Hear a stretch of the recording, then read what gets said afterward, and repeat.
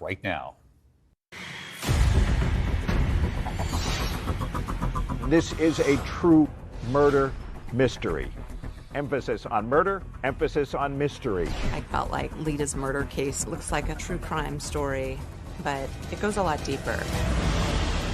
Who would kill this woman? She wasn't robbed. Somebody came to the door with roses and shot her dead.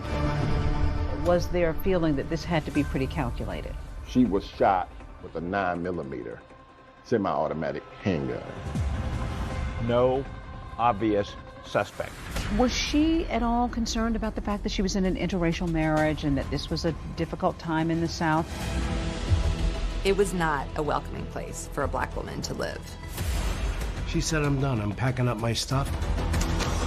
I want you to see the puzzle. When I put it together and I show it to you, you'll never forget it. Your wife's best friend has been murdered, and police are looking at you.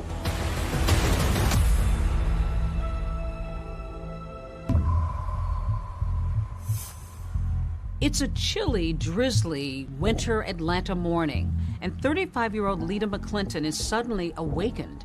It's around 8:15 in the morning, and she heard the doorbell ring. And she tightens up her rope and goes downstairs to open the door. And I think she was probably not going to open it, but she looked through the keyhole and saw that the person had a box of flowers. There was a man standing at the door, holding a long white box of long stem roses that had a big, thick pink ribbon around it. So she receives the flowers, thinking that this is a delivery. She was really excited. She thought that it was a gift from one of her friends. In a sea of red brick townhouses, Lita's white one stands out. Her best friend Poppy and 3-year-old daughter have spent the night, and they are still in bed upstairs, just waking up. Poppy hears her say, "Good morning," to the man at the door. The flower delivery man produces a handgun. He fires a shot. She actually put the box of roses in front of her face.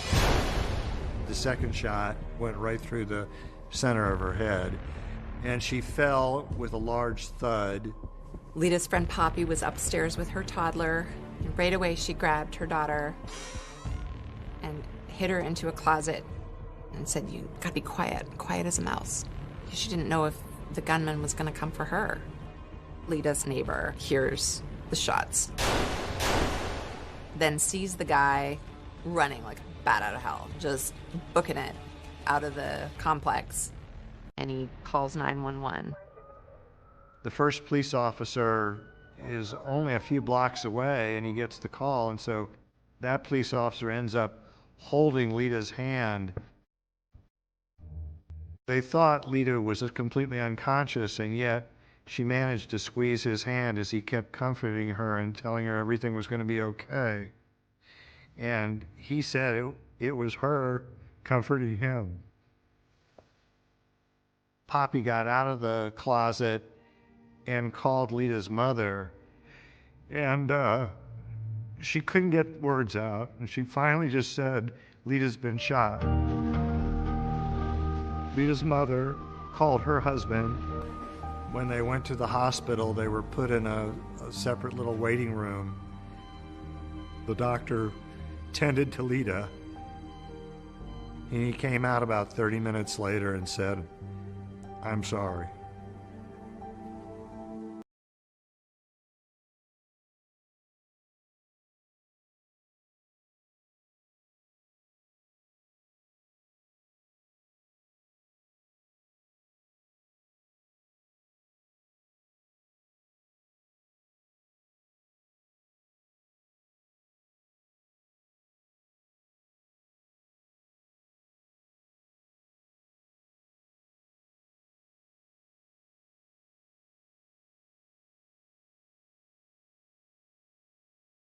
Never get easier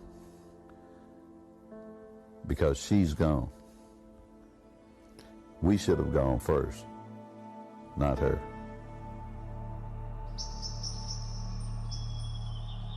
Atlanta's exclusive Buckhead neighborhood is known for its sprawling mansions, not murder. So when the shooting happened right here, neighbors were shocked and on edge. Sullivan was found in the doorway of her townhouse, shot twice in the head. It's pretty surprising that in this area, those kinds of things probably wouldn't happen. How did you learn that Lita had been killed? I ran to the TV because I heard Sullivan on Slayton Drive. Police say a box of roses was found near her body. The gunman apparently posed as a delivery man. And I said, oh my God, that's Lita.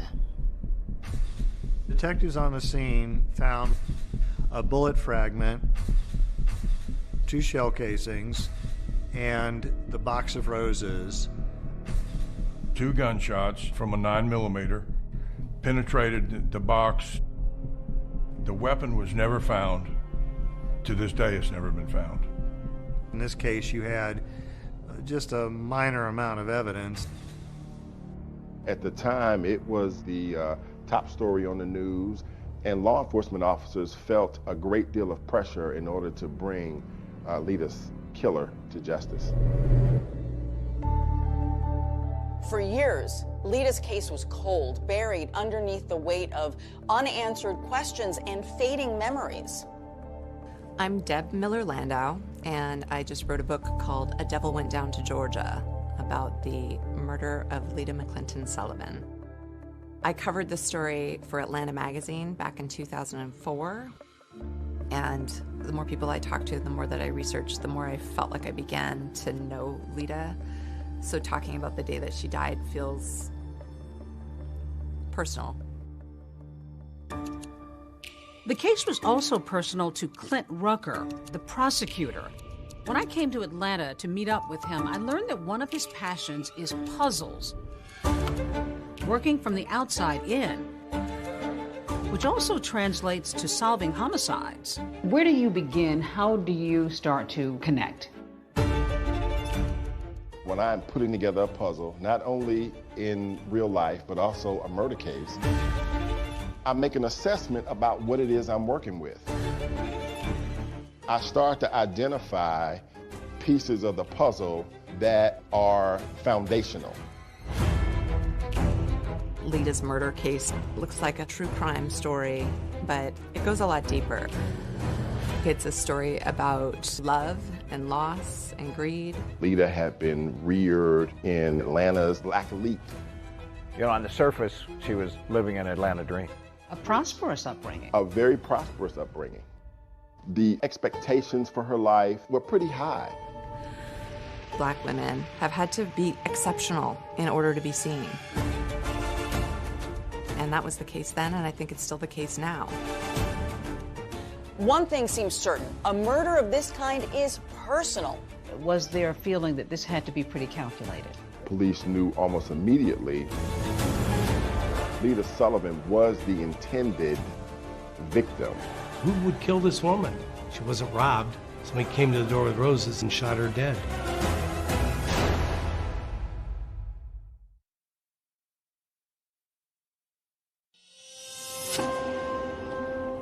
Atlanta had its fair share of crime, but this was most certainly one of the highest profile cases that got reported in the news.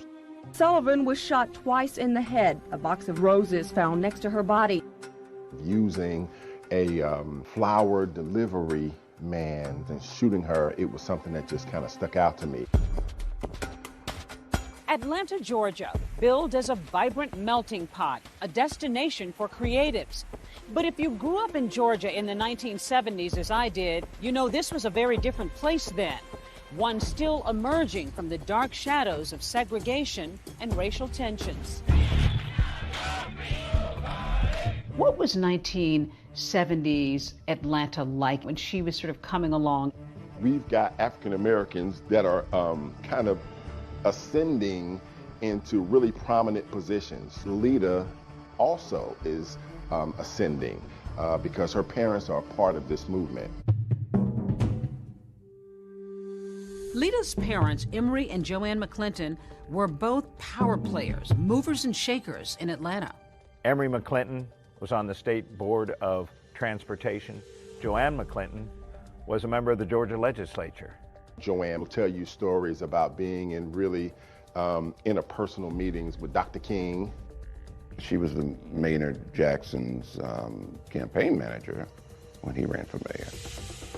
I think the McClintons had high expectations for who Lita would become. Lita Sullivan was a true daughter of Atlanta.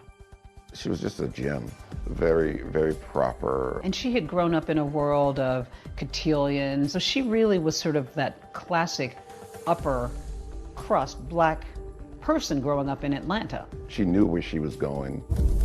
She had a great sense of style. And absolutely charming.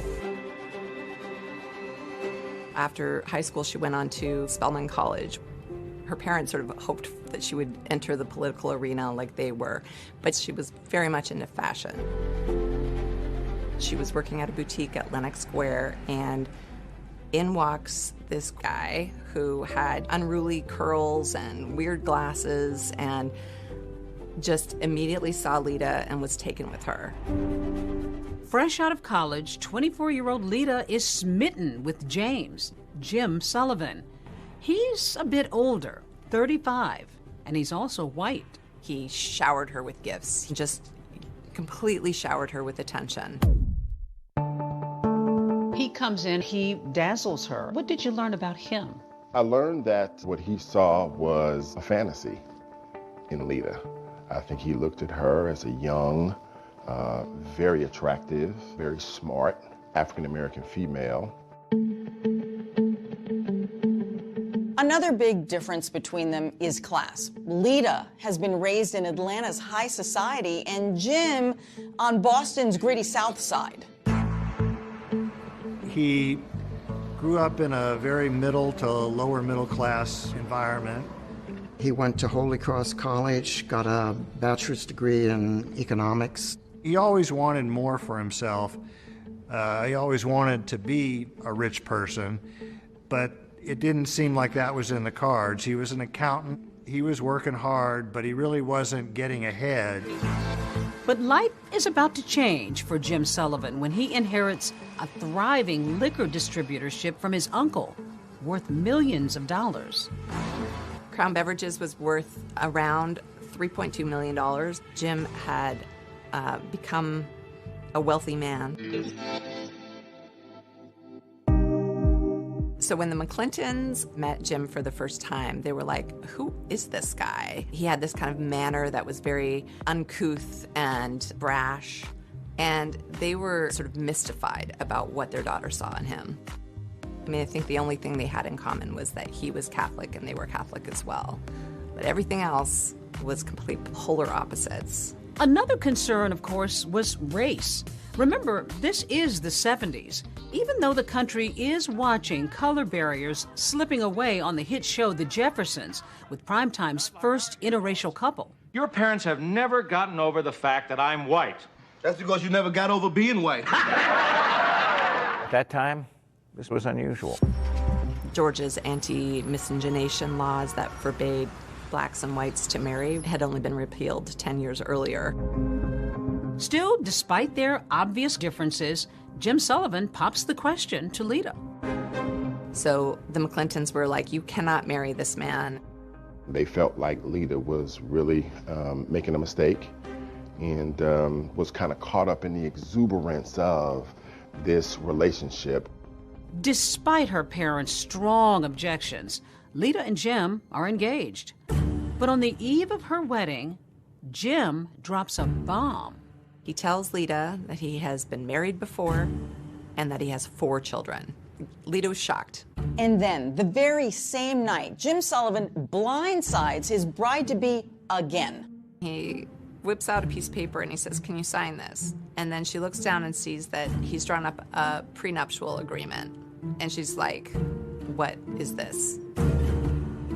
Apparently determined to protect his newfound wealth, Sullivan surprises Lita with a prenup, which says that in the event of a divorce, she would walk away with virtually nothing. She's reluctant, but the cake is ordered, the flowers are ready. So Lita signs the agreement and ties the knot anyway. Lita got married in 1976. It was a small ceremony in Macon, Georgia. Joanne McClinton would later describe that as the worst day of her life. The newlyweds settle some 80 miles south of Atlanta near Jim's business in Macon. It's a world away from Atlanta. But Lita agrees to give up her current job and her income and become full-time Mrs. Jim Sullivan. They bought a house in Shirley Hills, a very affluent, very white part of Macon. Joanne and Emery McClinton feared for their daughter. Being part of an interracial couple in Macon, Georgia in the 1970s would have been extraordinarily challenging. The neighbors were like, "You have the gall to bring a black wife to Shirley Hills." People threw garbage on their doorstep. The out-and-out racism had to be tough for Lita. But she moves forward and makes some new connections and friends, including Yvette Miller. When Lita and Yvette occasionally go out to eat, she notices something a bit curious. We'd go out to lunch at a nice restaurant, and she couldn't pay the bill. And I would end up picking up the check. And they were a wealthy couple. They were very wealthy. Then one Christmas season, a card arrives in the mail addressed to Jim. Lita opens it, and what she discovers will make her question everything.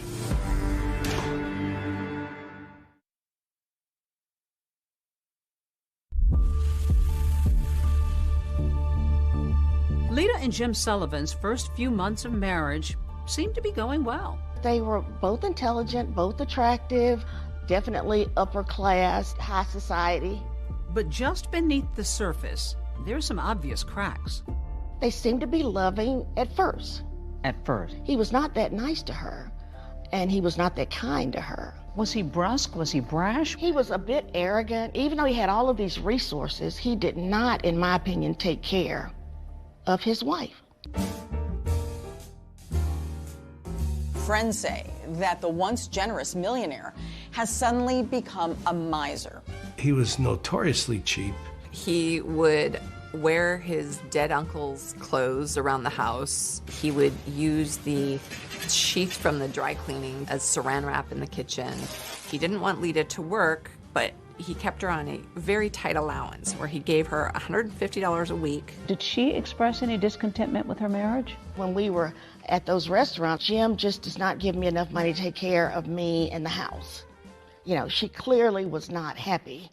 Was there talk of infidelity? Lita had several instances where she questioned whether or not her husband was actually having an affair. One day she finds a long blonde hair in their master bathroom, and she asks Jim about it, and he says, "I don't know what you're talking about." They got into this cycle of, she accused him of philandering. He would deny it, and then he would buy her sort of an expensive jewelry apology.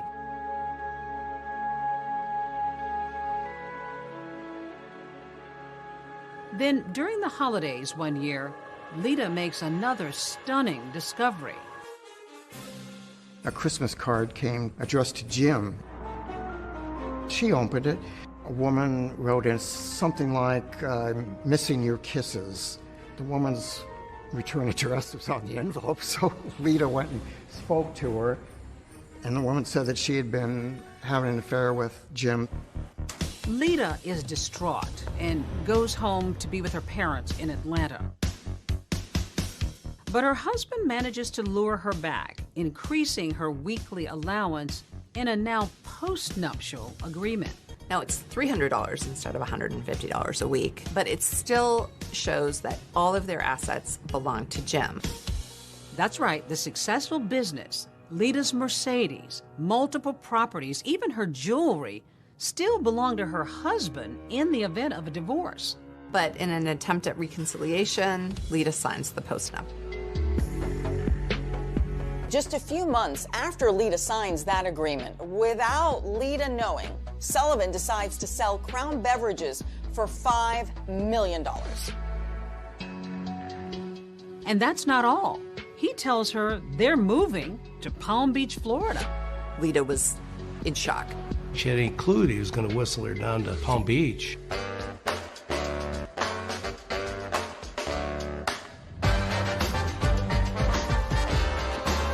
But Lita's new Florida home, located a stone's throw from what would become Mar-a-Lago, is more elaborate than she ever would have imagined. Called Casa Alita. It's a 17,000 square foot mansion with 8 oceanfront bedrooms. It was just unbelievable. When you went to Jim's home, you go through this tunnel and you would be at the beach. It's your own private beach. But for Lita, everything that glitters isn't exactly gold. James Sullivan very much wanted to integrate himself into the upper echelons of society, and his aspirations did not include Lita's participation. It was not a welcoming place for a black woman to live. And when he found out that to sort of scale the level of social plateau he was looking at in Palm Beach, having a black wife was a serious impediment to that.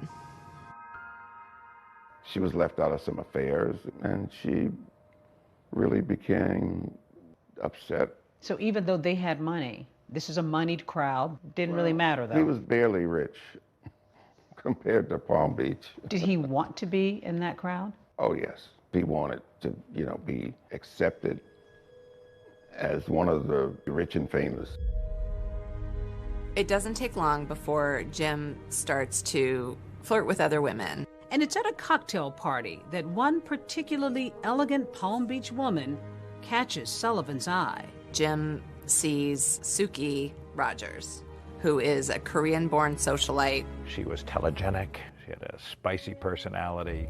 I think a man like Jim Sullivan could not help but be intrigued by this beautiful woman. They started dating. He's still married to Lita.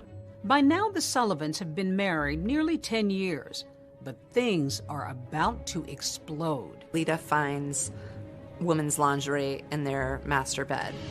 It's the bra that broke the camel's back. She said, I'm done. I'm packing up my stuff, and I'm going back home. Lita arrives back in Atlanta. The very next day, she files for divorce from Jim. But Sullivan fights Lita every step of the way, and the divorce drags on. Did she seem concerned, worried, nervous about her breakup? What I detected was she was excited, and she was cutting the cord and leaving Jim alone. She wanted her life back. While Lita is looking forward to a new life of freedom, she can't be happy about the prospect of leaving her marriage with virtually nothing. No career, no Palm Beach mansion, no Buckhead townhouse, and $2,500 a month in alimony for 3 years. So Lita is going to divorce court, determined to fight for what she believes she deserves. All she wanted was a reasonable financial settlement so that she could kind of go on with her life. January 16th, 1987 was set up to be a pivotal day in the lives of Lita and Jim Sullivan. A judge was going to decide whether or not to throw out the post-nuptial agreement. She might get as much as close to $1 million in cash and assets. The morning of January 16th, Lita Sullivan, she'd lose her life that day in a murder. With Lita out of the picture, Jim Sullivan stands to gain the property that they had and retain control over all his money. Sullivan was the main suspect. That is, until a treasure trove of secret recordings of Lita's private conversations are uncovered, taking this investigation in a whole new direction. And police are looking at you.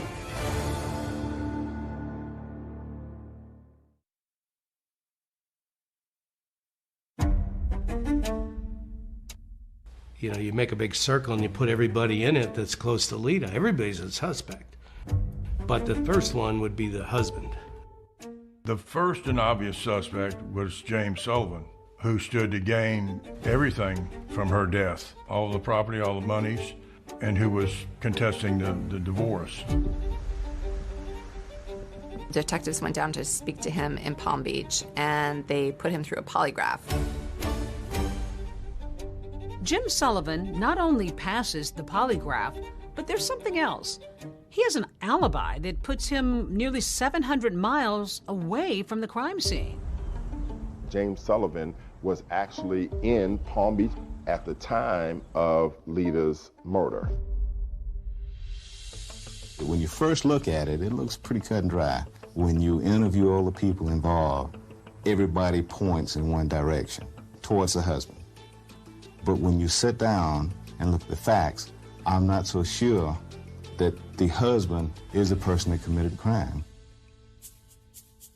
Nothing surfaced in the early stages of the investigation that implicated Jim Sullivan in the murder. Sullivan is cooperating with authorities, and during his interview with detectives, he mentions the name of his friend, Marvin Marable. At the time of Lita's death, Marvin and James Sullivan had a very close relationship. Remember, Marvin Marable is married to Lita's best friend, Poppy, who was in the Buckhead townhouse with her 3-year-old daughter the morning that Lita was murdered. But back before the shooting, the friendship hadn't always sat well with Marvin. When Lita moved back to Atlanta, they started, hanging out together. So she's disillusioned by her relationship. Did her failed relationship have any impact on your relationship? Well, from the standpoint of them, being together all the time and going out, yeah. Commiserating. Oh, absolutely. Certainly didn't help. And I can understand her being there for her friend, but, sometimes you can go overboard, which is what happened in our relationship. Marable, a former New York State trooper turned entrepreneur, says Lita would often spend hours at his home with Poppy. And it was during this time, he says, coincidentally or not, that his own marriage began to unravel. I found a letter where Poppy was planning to file for divorce. So she was planning to file for divorce without your knowledge? Oh, yeah. That had to be a shocker. It was. So then you decided to try something a little questionable after that. I have a background in law enforcement. I don't see it as questionable. It's your own telephone in your own house. I put a recorder on the, people call it a tap, on the phone, and I started recording conversations. In the house phone? Mm-hmm. On the house phone. He began listening to Poppy and Lita's conversations and ended up recording more than 300 hours. In doing those very personal conversations between girlfriends, Marvin Marable learns that there may be some information that James Sullivan might be interested in learning that will be helpful for him in his divorce case. He tells Sullivan about the tapes and what's on them, specifically Lita's post-divorce plans. And soon enough, the two disgruntled husbands are conspiring to get the best of their soon-to-be ex-wives in divorce court. Marvin Marable travels down to Palm Beach under a false name, and the two men listen to the tapes, and Marvin says, I'm not going to record anymore, and Jim says, no, keep recording. Was there talk of money? Yeah, he offered $30,000. Jim says to Marvin, if the judge decides to honor the postnuptial agreement, he's going to give Marvin $30,000 for the use of the information on the tapes. What kinds of things did Lita talk about that could be helpful to either one of you? There were some guys that, she would talk to, but she was legally separated. But then, just a few days after Marvin and Jim's secret meeting at Casa Elita, Poppy and Lita somehow discovered the recording device. How did they react? It wasn't nice. She filed for divorce the next day. She was angry. She was very angry. Lita was upset too, so upset that she reported Marvin to the authorities, and he was charged with possession of an eavesdropping device. So when police question Sullivan about who might have a motive to murder his wife, he tells them to look no further than Marvin Marable. And sure enough, only a few days after Lita's death, Marvin is being questioned by the Atlanta Police Department about Lita's murder. I go down for the interview, and the first thing they did is read me my rights. And from there on, it was just a nightmare. I was a prime suspect. You have a law enforcement background, so you knew what police So were. I knew that I was being followed. I could pick the investigators, police, could pick them out all the time. Jim had mentioned my name to them. He said, look at Marvin Merrill. This was serious stuff. Oh, yeah. How worried were you? I was very worried.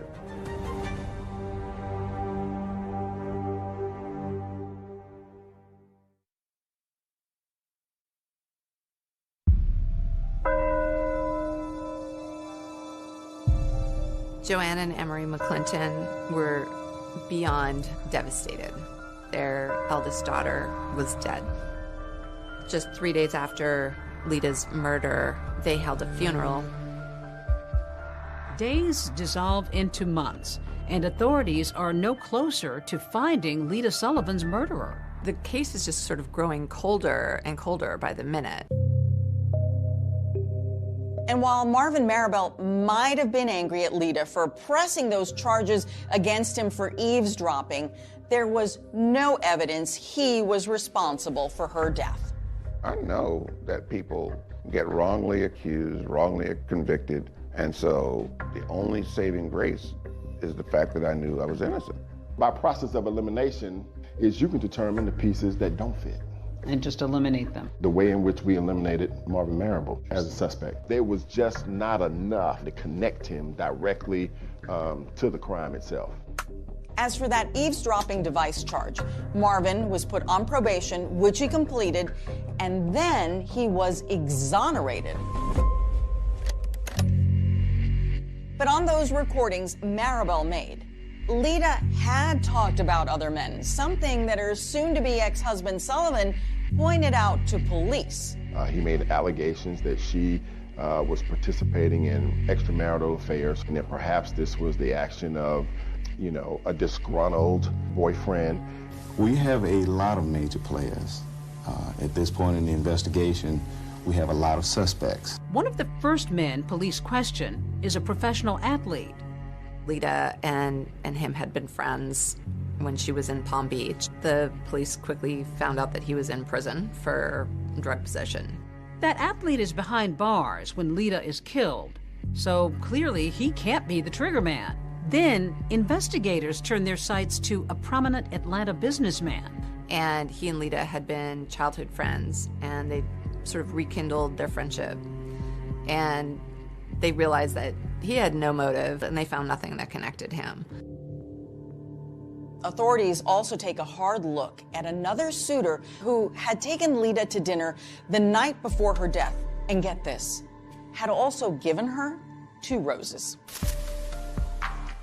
The suspect was a man named Bob Daniel, and Bob had had an incident a couple months before the murder where, in a drunken rage, he came to Lita's house, smashed his car into the garage, and as the cops were taking him away, he said, "I'm gonna kill that."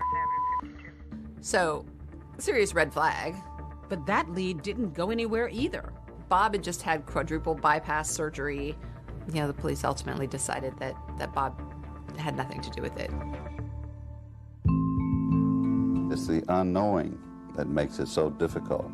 And to know that there are individuals who may be walking around now planning and plotting to do the same thing to somebody else is abhorrent to me.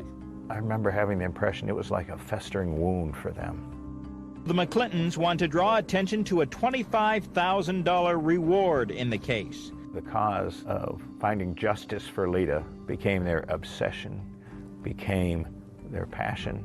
The reward is for the arrest and conviction of those individuals responsible for our daughter's murder. To catch Lita's killer, the Atlanta Police Department assigns 2 veteran detectives to the case. If Lieutenant Walker bears a resemblance to actor Billy D. Williams, Welcome Harris reminds one of Columbo, the dogged, disheveled detective of television fame. Building a murder case was like making a mosaic. You know, you get a shiny piece of glass here, a gem there. You put it together and you hope that from it emerges the shimmering image of a killer. This particular case deals with what I consider to be high society. It contains a little bit of everything. Intrigue, mystery. These days, a lot of murders are solved using DNA technology, ring camera technology. But back then, it was detective work. She was shot with a 9mm semi-automatic handgun. Most important thing found at the crime scene was the roses. They canvassed all the area flower shops and quickly found that the roses had been purchased at the Botany Bay flower shop. They interviewed the worker in there, and he told them that this guy came in about 8 o'clock and bought these roses and paid in cash and then left. And he was in a small car. The florist gave a description of the man buying the flowers and another man who was waiting in the car. So detectives know they're looking for at least 2 men. Until yet another person is described to police. That flower delivery man who had looked Lita's neighbor right in the eye. There was a next-door neighbor of Lita's, lived over on the right side of her condo. He lived there. His name was Bob Christensen. He actually gave a description of the flower delivery man as a Caucasian, middle-aged man. They went down to the police station and worked with a police artist and got sketches. As the sketches were being completed, the officers were realizing, obviously, that the shooter was not Jim Sullivan and that the other individuals were all 3 distinct individuals. They didn't look anything like each other, so therefore we knew 3 people were involved. For investigators, this has all the earmarks of only one thing: murder for hire. All the evidence pointed to a hitman showing up at the front door, posing as a flower delivery man, and firing a gunshot into Lita's head. With investigators now exploring the possibility that Lita was murdered by a hired gunman, another critical piece of evidence comes to light: a mysterious phone call. And what they found was that on the same day that Lita was murdered, about an hour after the actual shooting, there was a collect phone call that was placed from a payphone right outside of Atlanta, Georgia. Was this a call from the killer? I don't know about you, I haven't had a collect call from a payphone, so as a cop you probably go, I wonder if that's connected. And a tip from a woman 700 miles away may just be the big break investigators have been waiting for. I said, anyone knows that if you wanted to get a woman to answer the door, all you would have to do is take flowers to the door.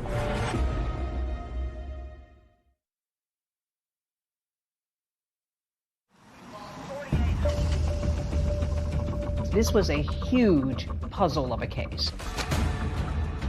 A hitman showing up at the front door, posing as a flower delivery man, firing a gunshot into Lita's head.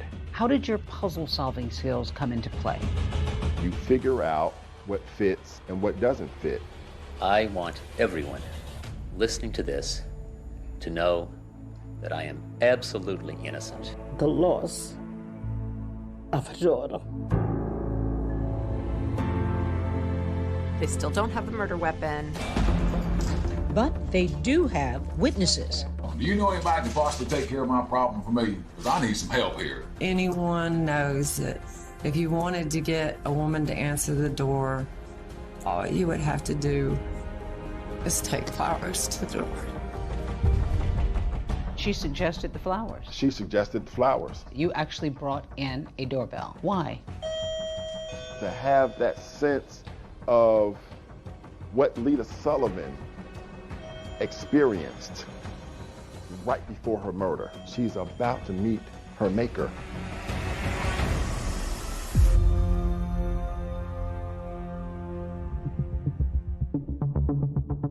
It's a deadly delivery of a dozen pink roses. 35-year-old Lita McClinton Sullivan opens her front door and is suddenly gunned down. On the year anniversary of Lita's death, there are no named suspects. They still don't have the murder weapon. They don't have a hitman. They don't have a paper trail that ties Jim or anyone else to a hit. But that's about to change when they get Jim Sullivan's phone records. On the same day that Lita was murdered, about an hour or so after the actual shooting, there was a collect phone call to James Sullivan's home in Palm Beach, Florida. It turns out to be from a rest stop in Swanee, Georgia, maybe 30 or 40 miles from Buckhead. Using a phone call to call another state, that opens up federal jurisdiction. In this case, that's the FBI. We believed the phone call from Swanee rest stop to his home in Palm Beach, Florida, was sufficient indication that a contract hitter may have called him after doing the job. Enter Special Agent John Kingston, who takes a particular interest in that phone call and a whole slew of other calls Jim Sullivan made and received around the time of Lita's murder. I got a whole year's worth, 6 months before the murder to 6 months after the murder. Kingston notices a few calls, and one of them was to Bob Christensen, Lita's neighbor. When Kingston talks to Bob, he finds out that Jim had called Bob 3 days before the murder. Sullivan said, had he seen anything suspicious around Lita's townhouse? And Bob finds it strange. He hasn't talked to Jim in over a year. Bob Christensen shares something else with Agent Kingston. On the same day Jim Sullivan called him, 3 days before the fatal flower delivery, Lita heard a loud knock on her door at 5 or 6 in the morning. It was so early and so unnerving, she didn't answer it. So that made the call that he got from Jim even more suspicious. Kingston also finds that a call is made between Jim's house and a Howard Johnson's motel in Atlanta, just a couple of miles from Lita's house. This is really strange. One thing that he's learned about Jim is that he's not a Hojo's kind of guy. So he goes to the Howard Johnsons and asks if he can look through the records. They gave me the shoebox with all the registration cards, and I pick out 3 that I thought, well, these are awfully interesting. So I said, do you guys have the phone records? They said, yeah, sure we do. And I'm thinking, boy, these people keep really good records, and they keep them for a long time, and I'm really glad. They bring me the phone records for January 13th. I'm flipping through them, and all of a sudden I see 305 Palm Beach, South Florida area code. And I'm pretty sure it's Jim's number. And so I check my records real quick, and I go, yep, that's his number. And then I look, and I said, oh, look, it's from 518. That's one of the 3 cards I pulled out. Well, it just so happens I have a copy of it here. And one of the things it imparts is 3 individuals checked into the room. The individual who actually registered used the name Johnny Furr, but 3 individuals is important to me because I think 3 people involved in the crime. They put their car down as a Toyota 85 with a North Carolina plate. We believe that a Toyota was the getaway car for the murder. So there's 2 coincidences already. But remember, these motel records are from January 13th. Lita was murdered 3 days later on the 16th. Special Agent Kingston is beginning to surmise that the killers may have tried and failed to get to her once before. What I believe it to be is the killers having come down 3 days before the actual murder was committed, knocking on her door, her not answering it, and them having to stop and regroup and figure out what plan B is going to be. So I am in love with this registration card and becomes the focal point of my life for the next several months. Kingston's next move is to locate this so-called Johnny Furr with the North Carolina license plate. And to my surprise, there are 150 John or Johnny Furrs in North Carolina. But to my great surprise, 115 of these 150 are in a very small circle in North Carolina. between the three cities of Albemarle, Concord, and Kannapolis. They're going to knock on every door and find this Johnny Furr. Of course, they're coming from Georgia, and anytime the FBI goes and investigates in another state, they need that state's approval. And just as they're about to get to the state border, their boss calls them and says, North Carolina's denying you entry, and they'll take it from here. And that pretty much kills my case. that kills my case. Yeah, soon after that, Agent Kingston is transferred to another job, and that whole investigation just sort of fades away.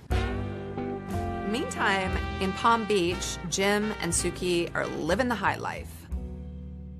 So with Lita out of the picture, Jim is free to marry Suki, which he does 8 months after Lita's murder. He's thinking that he's the cat's meow.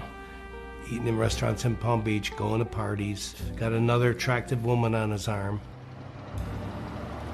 Jim drives around town in a Rolls Royce and gets into a fender bender and has to go to traffic court. Jim says to the judge, well, you've misunderstood. I wasn't even driving that day. Suki was driving. So the judge says, we're going to throw it out. However, the cop who was on the scene catches wind, and he says Suki wasn't even in the car that day. It was Jim driving alone. So now Jim has perjured himself, as has Suki. Jim ultimately got convicted of perjury, was given a year probation and a year of home confinement. Suki Sullivan also receives a year of probation. Suki's freaking out. When she gets charged with perjury on his behalf, she's like, I'm done with this. Suki files for divorce from Jim. And the trial that follows is the juiciest, craziest gossip in town. So when it's Suki's turn to testify, she drops a bomb. Did he talk to you about his former wife, Lita? Yes. Tell me what it was he said to you about Lita. You can hear a pin drop. It's a big moment.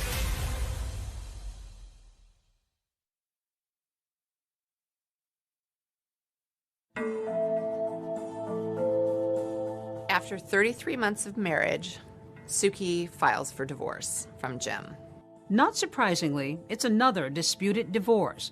But what might have been typical testimony about alimony takes a sudden turn in court. Tell me what it was he said to you about Lita. He hired someone to widow her. I'm sorry? He hired someone to widow her. She claimed that he confessed to her that he had Lita killed. This became a bombshell in the investigation of the murder of Lita Sullivan. Suki Sullivan's divorce testimony may be big news for the FBI, but it has zero impact on the divorce judgment, which favors her husband, Jim Sullivan, in nearly every way. His divorce was complete, but his life full of turmoil was just beginning. The opulent ocean-facing Palm Beach Palace may look like something out of The Great Gatsby, but while we watched, a new chapter in a crime story was unfolding. We develop information here at WSB. There's going to be a raid on Jim Sullivan's Palm Beach mansion, and that is the biggest break in the Lita Sullivan case since the murder itself. Investigators from the FBI, Atlanta Police, and the Georgia Bureau of Investigation were on the grounds of a mansion identified as that of James Sullivan. All of a sudden, Jim Sullivan is clearly in the crosshairs of federal authorities. They got a tip that Jim, now a convicted felon, has guns in the house.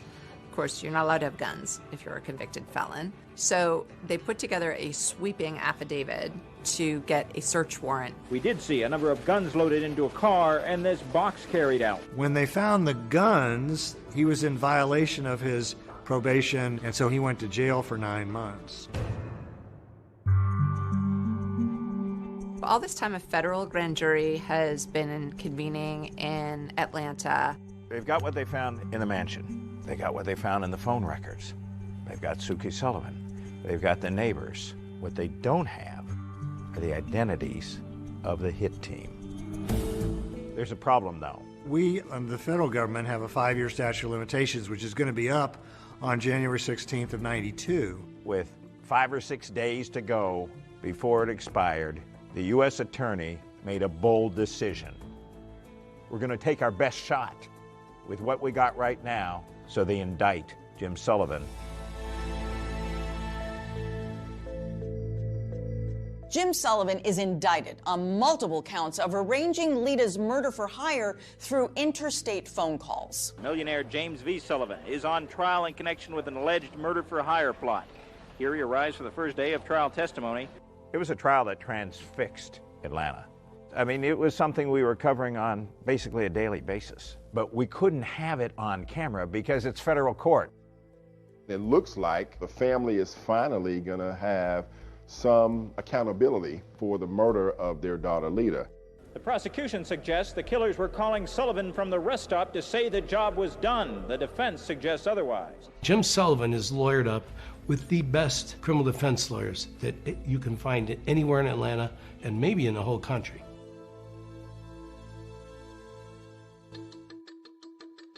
There is no evidence at this point in this case who placed that call, or whether that call was placed by anyone connected with the crime. The prosecutor spent 2 weeks telling their side of the story. Suki, the woman he married months after Lita's death, delivered some of the most dramatic testimony the jury has heard. They build what they feel like is a really strong case. And then a big bombshell hits. The judge says, I'm forced to dismiss this case for lack of evidence. Judge Marvin Shube ruled that, in effect, even if Sullivan may have been involved in the murder for hire, the government fell short in proving the phone calls related to the murder. Well, this is one of the most difficult decisions I had to make because I firmly believe in the jury system. And then he looks at Jim and he says, you've been acquitted.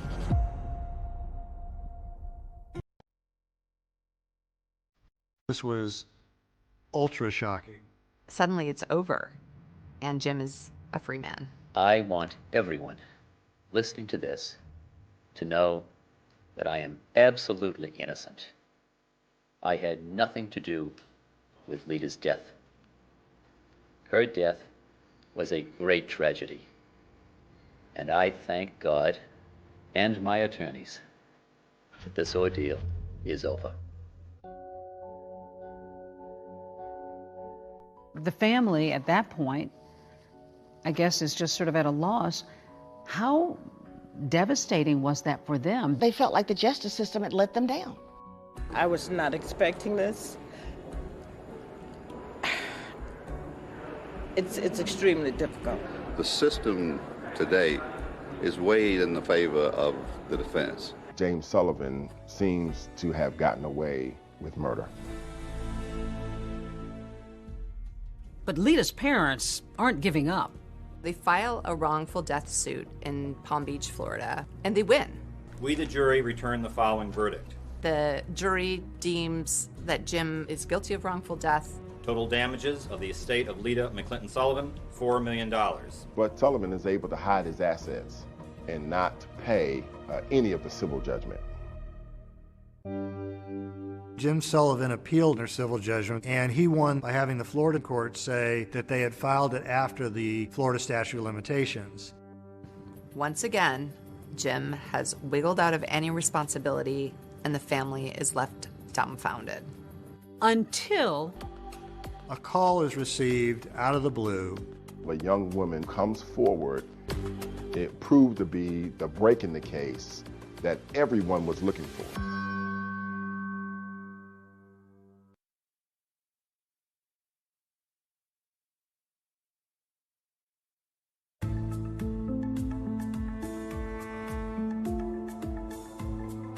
"11 years have gone by since Lita Sullivan was gunned down on her doorstep when a tip comes in from a town 700 miles away.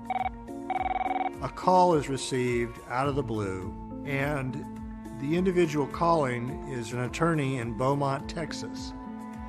He has a receptionist whose name is Belinda Trahan, who has told him a very unusual story about her boyfriend, Tony Harwood. Belinda and Tony lived together in Albemarle, North Carolina. And he was a long-distance truck driver for North American Van Lines. He basically drove a moving truck. Belinda tells her boss about a time that Tony came home from a long-haul trucking trip and said that a rich white man in Florida offered to pay him to, quote, take care of his black wife in Georgia. At the time, Belinda didn't believe it. She thought he must be cheating on her. Belinda thought that it was Tony just trying to get out of town and go down to Atlanta to the strip bars. Until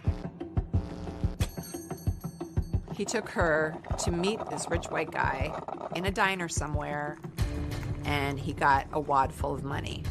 She says he sits down briefly in their booth and gives Tony Harwood the balance owed for the hit on the man's wife.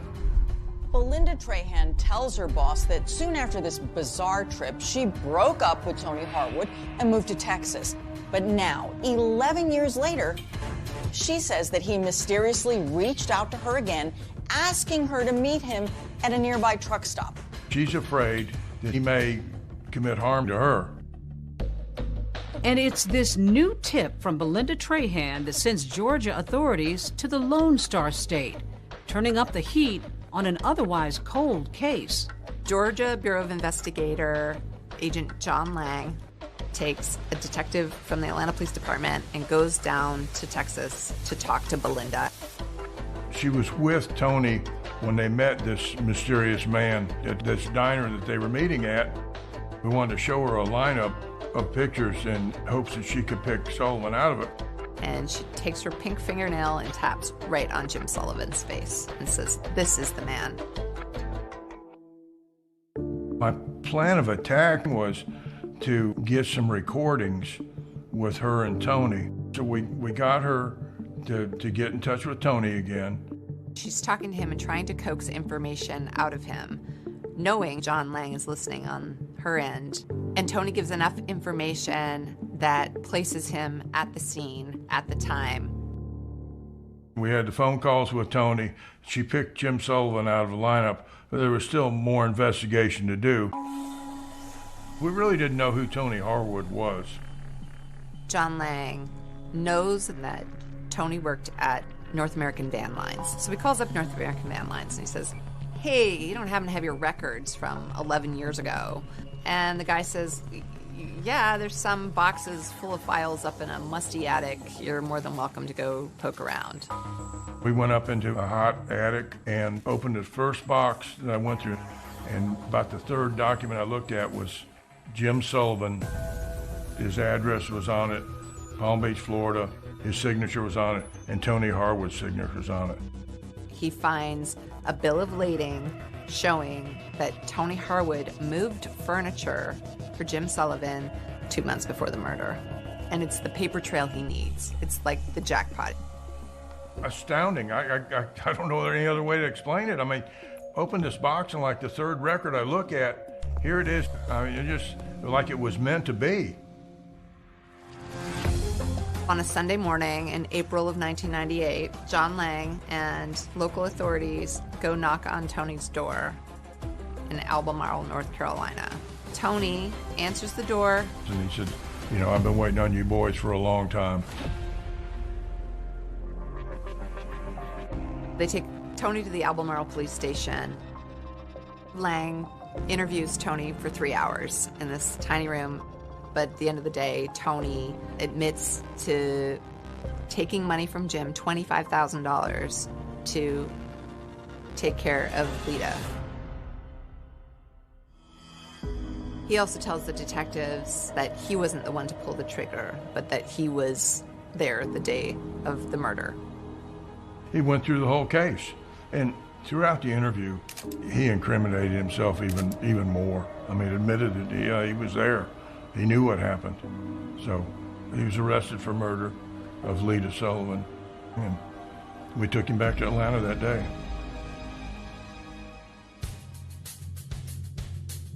After Tony's arrest, things moved pretty quickly. We are here today to announce the issuance of a warrant for the arrest of James V. Sullivan. They got enough to get Sullivan. And now, boom, Sullivan hears of this and blows. He takes off. We have reason to believe that he's outside the country. He's just gone, vanished. Investigators say he could be anywhere. He is nowhere to be found.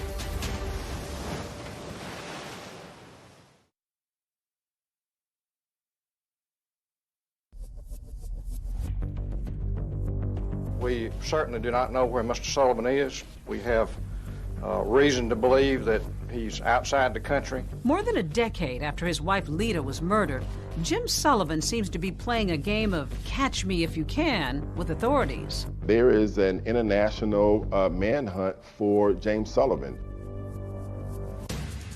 Well, Jim had moved to Costa Rica, actually bought a home there. In 1998, after an arrest warrant was issued for him, he immediately, like that night, went to Panama. If you have any information concerning James Sullivan, you should contact the nearest U.S. embassy or consulate. We didn't know exactly where he had flown from Panama, and we didn't know exactly where he had gone. His trail goes cold. They put him on Interpol, and it was just cold. They've tapped phone lines, anybody that he might have called, and he's called no one, not even his mother. There was a few tips that came in. The tips are just dead ends. The McClintons, they're dumbfounded that this guy could, get away again. But in late 1999, with Sullivan still completely off the grid, the heartbroken Emery and Joanne McClinton do get some good news. Last week came this, a court decision reinstating a $4 million judgment against Jim Sullivan in connection with a wrongful death case brought in effect by Lita's estate. Lita's family and law enforcement officials hope that a renewed hunt for Sullivan's money will help smoke him out. Where you find Sullivan's money, you're going to find him close by. But even this goes nowhere. Fast forward to 2002. There is no sign of Jim Sullivan. We tried every effort in our arsenal to try and locate him, to put him on the FBI's wanted list, but to also put him on the top 10 list, which is very unusual. You don't get on the top 10 list very easily. Then we also featured him on America's Most Wanted. The most recent picture we have of Sullivan is at least 5 years old, so the FBI age-enhanced this photo, which may bear a closer resemblance to Sullivan's appearance today. If you recognize James Sullivan from either of these photographs, call us now at 1-800-CRIME-TV. A man sees America's Most Wanted on television and goes, I know that guy. He lives in my condo complex in Chiang, Thailand.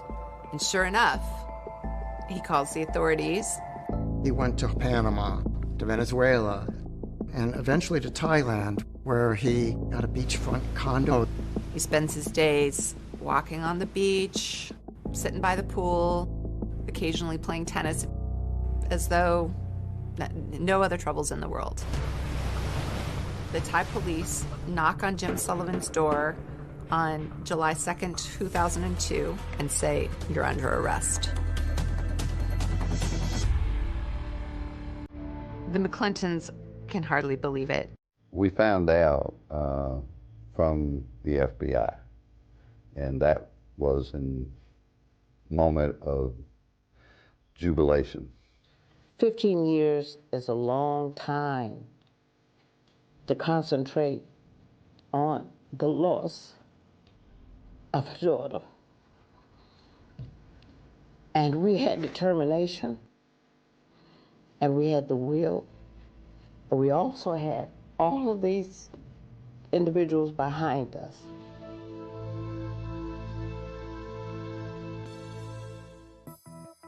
Almost as soon as Jim Sullivan is arrested for murder, Tony Harwood, who has continued to deny being the trigger man, agrees to a plea deal. Tony kind of sees the writing on the wall. Harwood just decided that he would plead guilty, a negotiated plea for manslaughter, and that, in turn, that he would testify against Jim Sullivan.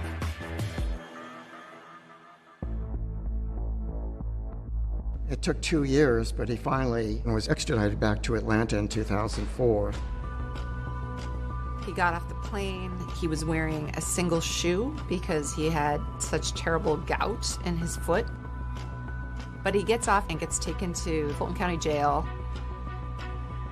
And there's this sort of cumulative sigh of relief.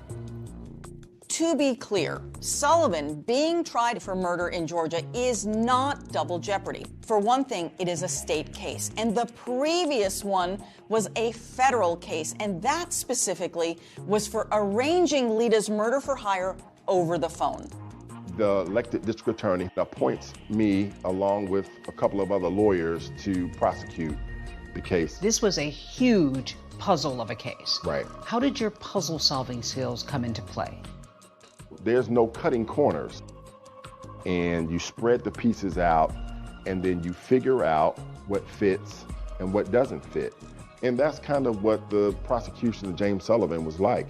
It was putting together all these different pieces so that we could make sure that the prosecution of the case was done accurately and with integrity. What concerned you going into this trial? He was rich. He was a white male. He had escaped the federal authorities before, and he had two of the best criminal defense attorneys representing him. They are sharp, and if they can find a way out, they're going to find a way out. There will not be one shred of physical evidence that links Jim Sullivan to this crime. Jim has eluded justice so many times that there's a real palpable fear that he's going to get away with it, that he's going to elude justice again.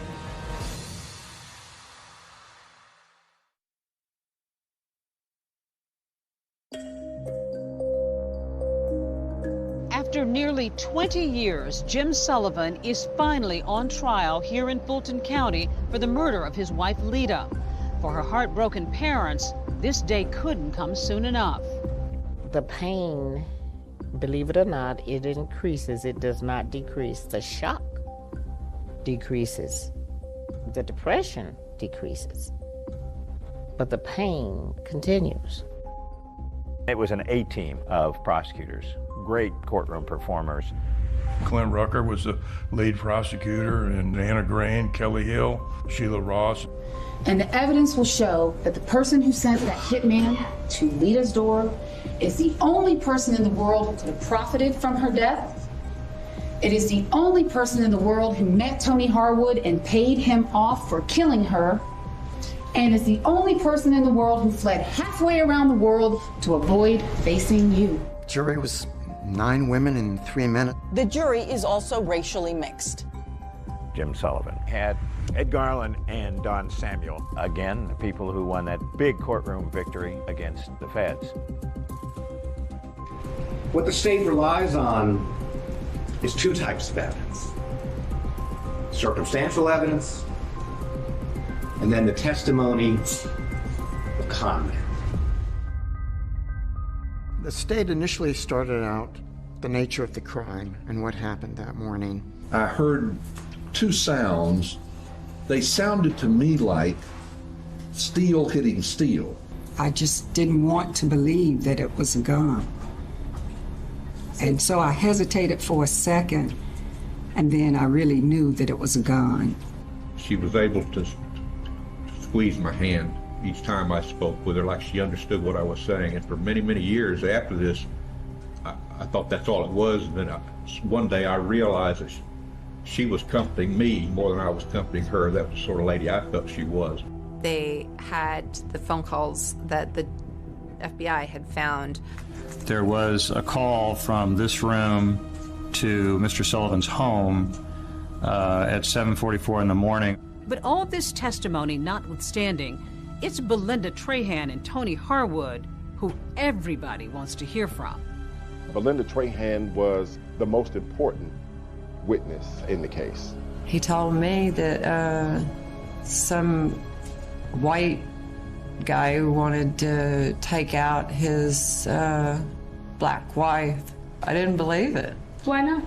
I've been with him for 3 years, over 3 years. I mean, I figured he met someone because we were on the outs. Most chilling about Belinda's testimony is that she confirms that there was at least one failed attempt on Lita's life. She testifies that when Tony had gone to Lita's house on January 13th, that she didn't come to the door. They drove back to North Carolina and told Belinda that, it didn't work. But Belinda testifies that hearing that from her boyfriend left her incredulous. I said, just don't even lie to me. I said, because anyone knows that if you wanted to get a woman to answer the door, all you would have to do is take flowers to the door.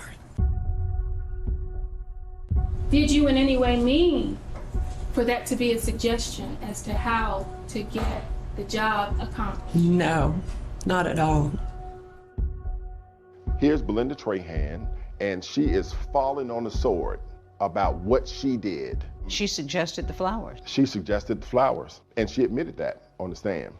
You brought in the diner booth where they sat. Why couldn't you just tell the jury and show pictures? I want you to see the puzzle once it's all put together. Yeah, I can show you the box. I can show you a photograph of it. But when I put it together and I show it to you, you'll never forget it. Push the paper across the table like this, and then Tony put his hand on it and took it from there. And there was a particular moment when she is asked to stand up in court and identify the person she witnessed give Tony Harwood an envelope full of money. Please, point him out. It's right there. He can't even make eye contact. Your Honor, may the record reflect the witness has identified the defendant, James Sullivan. But if prosecutors feel like Belinda Trahan's testimony is helping their case, they have to know that it's just as big a risk to put Tony Harwood on the stand. Can you show the jurors the body language Mr. Sullivan used and the tone of voice, if it's possible, that he used when he was explaining to you that his wife Lita was a problem? You know, I've got this wife of mine up in Atlanta, and she is just trying to take everything I've got. And I don't know what to do about it. I need someone to take care of my problem. Do you know anybody that can possibly take care of my problem for me? Because I need some help here. We could prove Tony Harwood and James Sullivan actually met each other. So I spent the first part of Tony Harwood's examination confirming his signature on the hotel receipt. And the signature, Johnny Kerr. The fact that he actually went to the flower shop. Who actually went inside the flower shop to purchase the flowers? I did. They had Tony Harwood saying that he was the one who made the collect call to Jim Sullivan's house. What did you say to him? I said, Merry Christmas. And he said, I understand. And that was it. What were you trying to convey to Mr. Sullivan by giving him that signal, those code words? That his problem was taken care of. The defense had their chance to cross-examine Harwood. Not a single question. The two key witnesses were, of course, Belinda Trahan and Tony Harwood. And so, in closing arguments, the defense assailed their credibility. You should reject everything that came out of his mouth. Harwood says an envelope in the bathroom. She says an envelope at this booth over here. Garland presents to the jury a letter-sized envelope stuffed with bills. Harwood had said it was all cash in $20 bills. See, oops, some of it fell out, and some more. It won't fit in an envelope. The whole story just doesn't make sense. In your closing arguments, you actually brought in a doorbell. Why? What was the point? I wanted the jurors to have that sense of what Lita Sullivan experienced right before her murder. An ordinary moment. In an ordinary moment. The second reason why I did it is because James Sullivan liked to read books.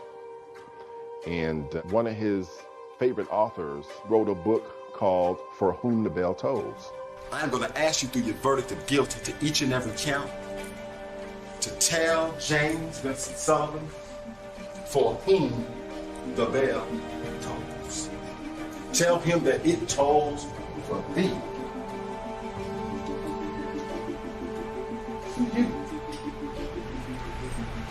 For you. And then I rang the doorbell 3 times.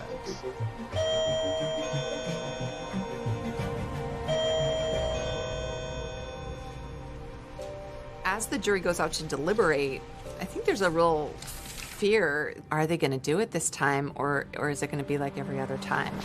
I do not see this as a slam dunk for the state. There's this anxiety. You're worried, but you're hopeful.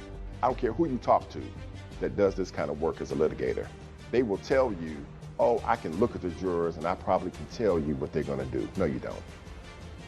You don't.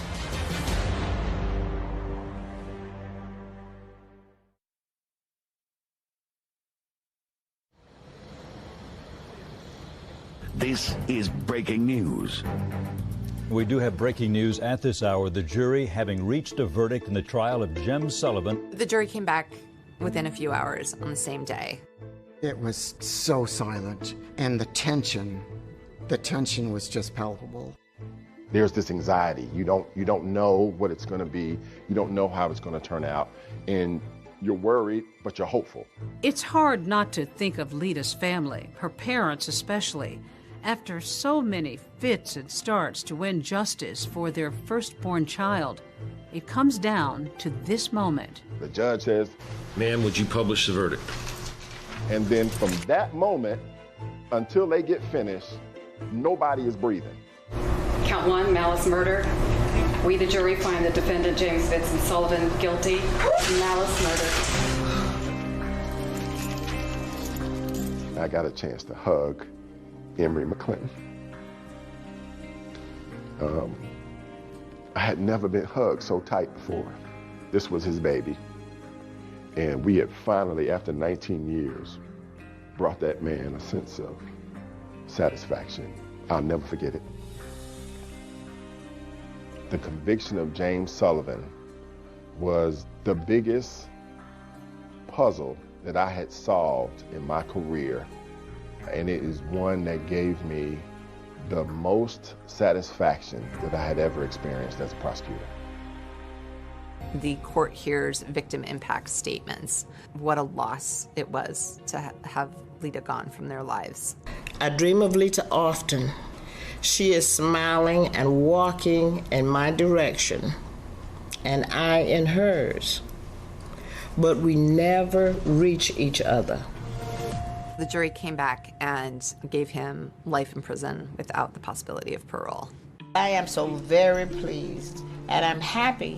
What we were waiting for was something in our judicial system, something to happen and to bring it all together, and that's what you see today. Why did it take 20 years, do you think? It goes back to the resources. He had privilege? White privilege, completely. He knew how to manipulate people, and he had the resources to do that. You've got a black victim, you've got a white defendant. Did race hover in this courtroom over this case at all? I think in our criminal justice system, unfortunately, race always permeates throughout a case. But I'm thankful to say the evidence in the case overcame that racial component. They never received any money. Is there money? Where is this money? He's been able to secret his money. For the McClintons, seeing him rot in a prison in South Georgia brings them a whole lot more satisfaction. This is a woman who you never met, I've never met, most of the people involved in this case never met her, and yet her life really made an impact. When somebody dies in this kind of manner, they don't stop being a member of the family, they don't stop being a member of the community, they never stop mattering.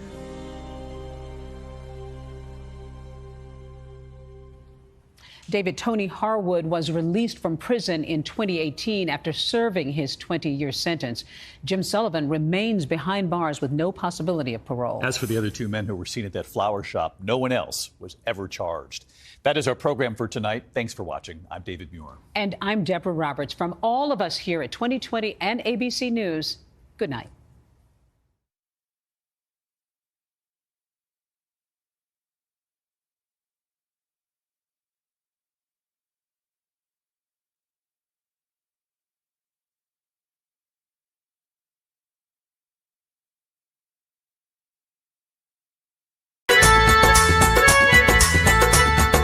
हिजर तेरा जे पानी मंगे, हिजर तेरा जे पानी मंगे, खून ना दे गेना।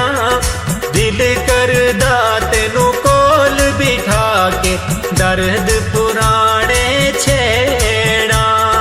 दिल करदा तेनू कोल बिठा के दर्द पुराने छेड़ा।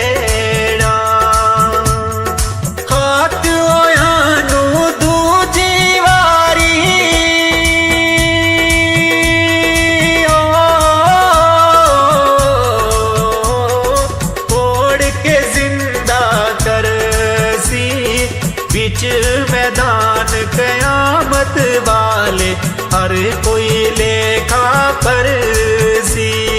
बिच मैदान कयामत वाले हर कोई लेखा परसी।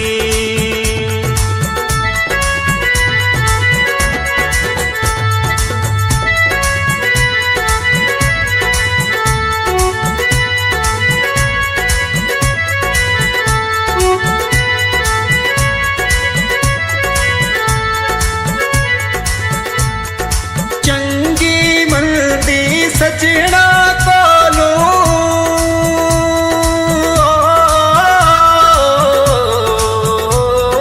सैवारी हो जांदी।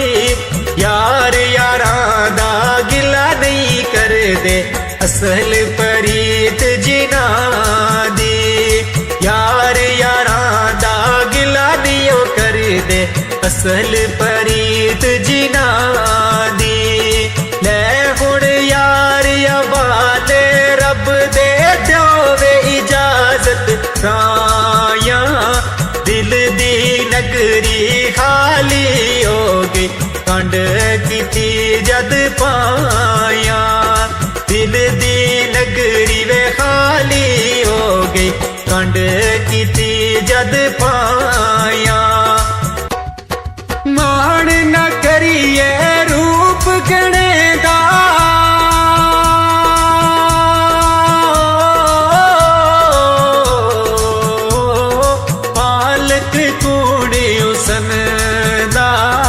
सदा नावे रहसन शाखा हरिया, सदा नावे फुल चमन दा।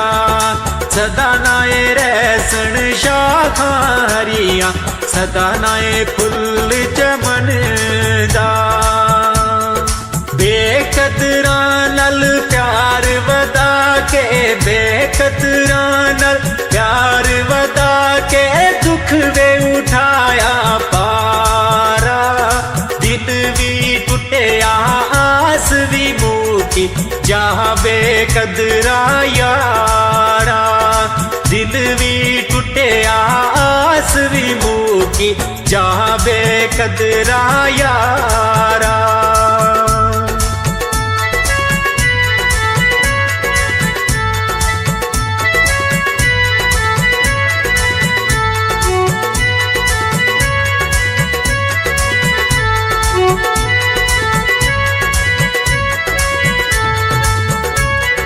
असला संग जने की करिए, असला संग जने की वे करिए। नस्ला तक नहीं भूल दे, बेनस्ला संग ने की करिए। उल्टियां चाला चल दे, बेनस्ला संग ने की वे करिए। उल्टियां चाला चल दे। बच्चे पालन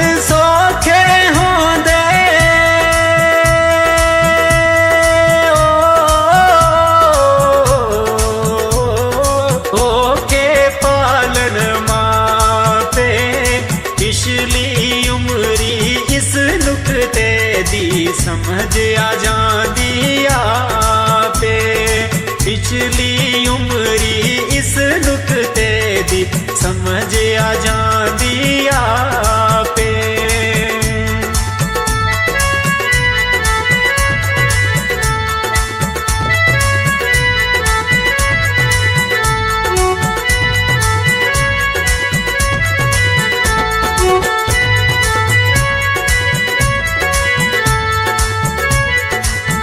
बोते यार बनावण वाले बोते यार बनावण वाले रह जाते ने कल्ले असां ते लुक लुक रोंदे वेखे ककरे आना पल्ले असां ते ओ लुक लुक रोंदे वेखे ककरे आना पल्ले जवानी आया में बुढ़ापा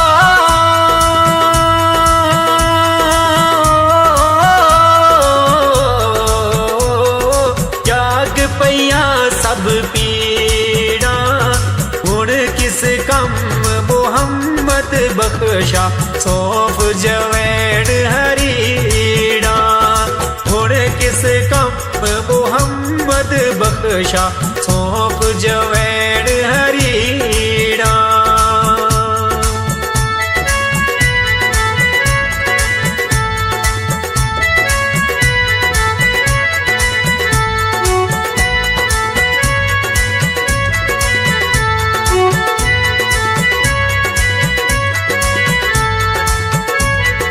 खबर नी माड़ी आवाज़ां देंदिया मेरे मज़माना देप तलाई मिटी दिए पत्थरां दा विसराना देप तलाई मिटी दिए पत्थरां दा विसराना पर भूखा मिटिया पांदे